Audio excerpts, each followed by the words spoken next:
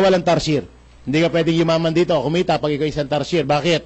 May promosyon na mangyayari. Kapag kayo po'y sumali, 7980, ang title mo dito ay distributor. Kaya lang habang distributor po kayo, wala kayong kita. Muna, temporarily, habang distributor kayo. Pero may kita na kayo sa mga unang pinag-usapan natin. Dito lang sa number 6, wala kang kita. So, paano ka kikita sa third step? Kailangan ma-promote ka na silver executive. Dahil pag kayo naging silver executive, may 10% ng rebates sa benta ng mga distributor na nasa ilalim mo. Kung sakali kayo na-promote na gold executive, magiging plus 20% ang kita mo. Dating 10%, magiging 20%. At sa mga na-promote na silver, magkakaroon ka ng 10%. The highest position is global ambassador. Pag na-hit mo ang title na global ambassador, yung 20% magiging 30%, yung dating 10% ng silver magiging 20%, at yung gold executive may 10% ka. Gusto nyo bang maging global ambassador? Yes. Yan po yung mga mayayaman sa Global. Paano maging global ambassador? Mag-join ka muna. Bakit? Walang yung mayaman na hindi member. Kahit magbenta ka ng marami, kung hindi ka member, ay walang sustansya. Okay, sali. Pag sumali ka, magiging distributor ka. Anong kailangan para maging silver? Ito po yung kailangan.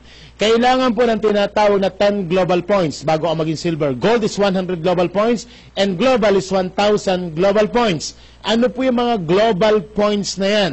Lahat ng produkto natin meron tinatawag na positional points. Example, yung C24 na hawak ko kanina, ang isang box po nun is 0.2. 5 niyan is 1 point.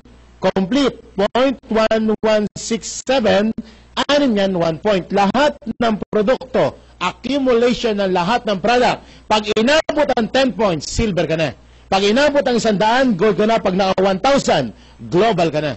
Sino ang magbebenta ng mga requirements para ako ay ma-promote? Yan ba'y benta mo mag-isa? Hindi po. Yan po'y accumulation of group pre-orders. Ibig sabihin, etong mga points na ito, para ikaw ay ma-promote, yan po ay benta mo at benta ng buong grupo. Patay electric fan bro, giniginaw na ako dito. Grabe lamig. Diba? Ibig sabihin, yung mga points na yan po ay benta nito at benta ng buong grupo. Gaano katagal ibebenta? Yan ba may time frame? Sa ibang company may time frame, 2 months, 3 months, 6 months. Pag hindi mo na hit, back to zero. Tayo po sa Global, no time frame. Kahit 1 taon, tuloy-tuloy lang. Hindi na di-dissolve ang points mo.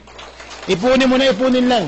Uminom ka na, uminom lang ng product, mapopromotes ka. Sa ibang company, pag hindi mo na-hit yun, dissolve yung points mo, balik back to zero ka. Tayo, accumulative. And no demotion. Sa ibang company, hindi ka maka-maintain ng sales mo, demoted ka. Naging ganitong posisyon mo, huwag ka mag-maintain ng 2 buwan, magiging silver ka. Tayo, no demotion. Kahit di ka bumili 1 taon, nanatili ang posisyon mo.